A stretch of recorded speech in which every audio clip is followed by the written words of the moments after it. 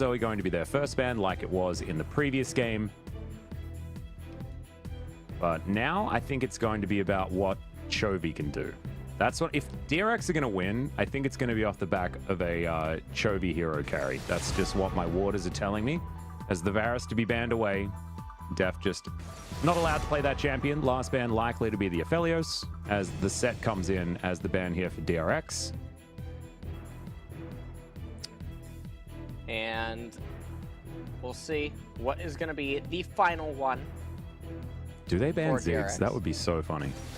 No, it's going to be Graves, interestingly enough, getting banned away. That strikes me as a bit peculiar. T1 now. Will they ban Kalista or Aphelios? Or Trundle, because the Graves might be alluding to DRX going for Trundle first pick or something like that. But Aphelios is available, and Kalista is available. So where is the priority going to lie here for DRX? As Aphelios is going to be picked up. So Deft, for the first time this series, is going to be on the Aphelios. And the first time this series is going to be on an 80 carry. Oh.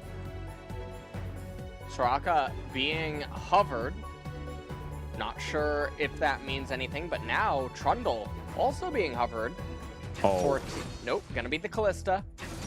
And Kalista. Trundle.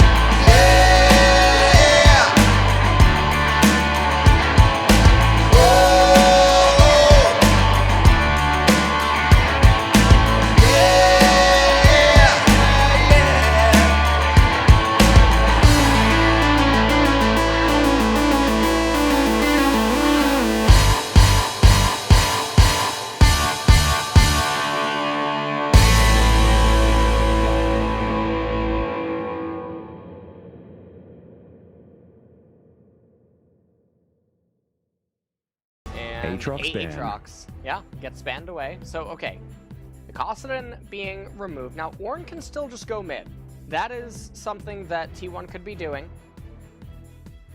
Even though they did ban away two of the traditional Ornn answers up in top lane.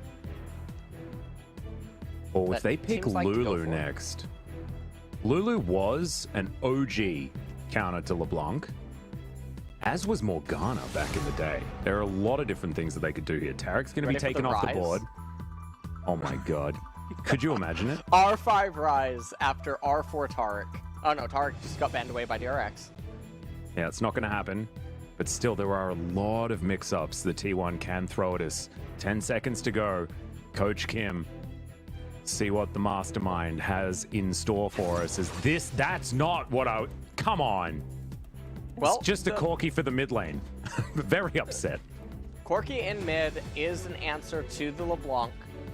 Also is going to fare quite well against the LeBlanc and the Gragas. That can make things pretty difficult for them there, and they're reserving the counter pick down in bot lane for support, and I think this is what you're supposed to do as red side the majority of cases, is counter pick support is so powerful in the current meta.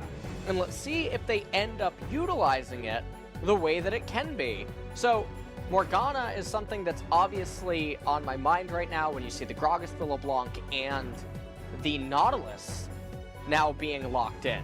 So DRX are really playing with fire here. They're going to need physical damage on the top side. They can't put all their eggs into the Aphelios basket, and they're going to try to Lucian.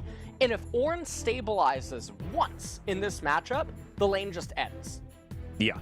And it's also DRX, like, just agreeing to sin off the back of that one pick. There is absolutely no other way to state it. This Lucian is designed to... LeBlanc, that's a matchup that is pretty okay for T1. Ornn versus Lucian. All it takes is one mistake out of Doran, and the lane is going to be unsalvageable.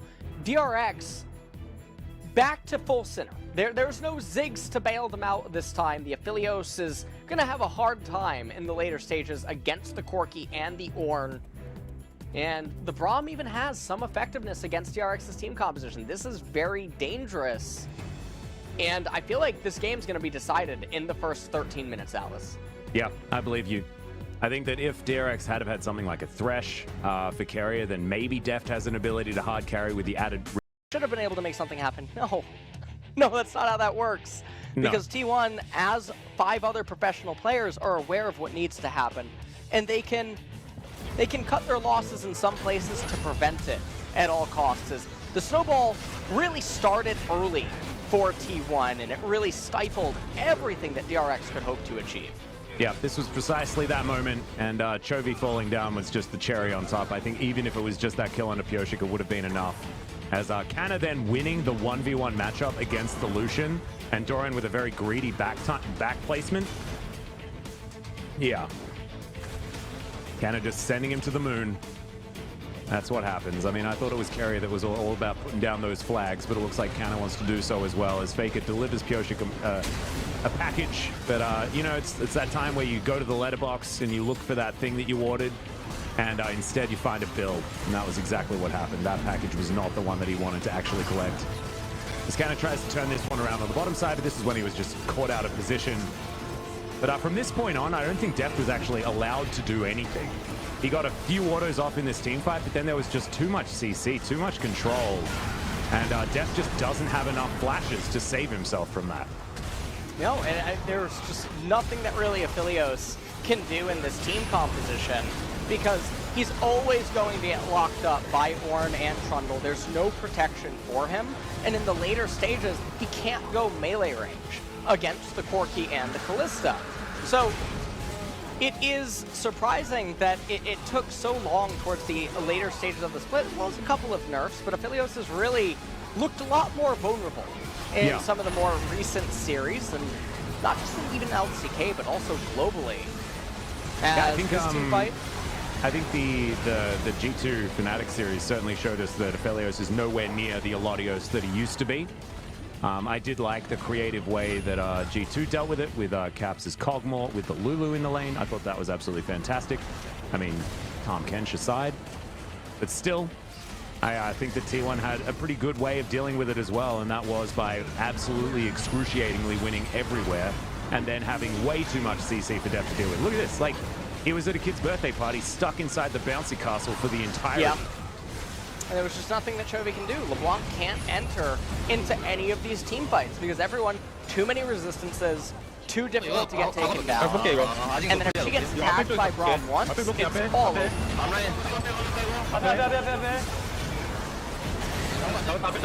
들어와도 될 것 같기도 해. 들어와도 될 것 같기도 해.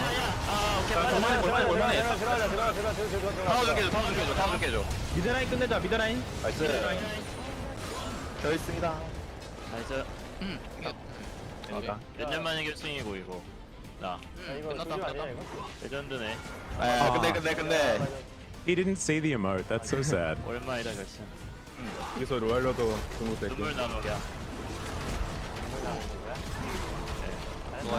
And like I was saying to you earlier, Atlas, T1 win 100% of the games they capture the Nexus. So, and I can't believe that stat stayed relevant. You spoke about it in this game, and then once again, in a game that T1 wins, they kill the Nexus.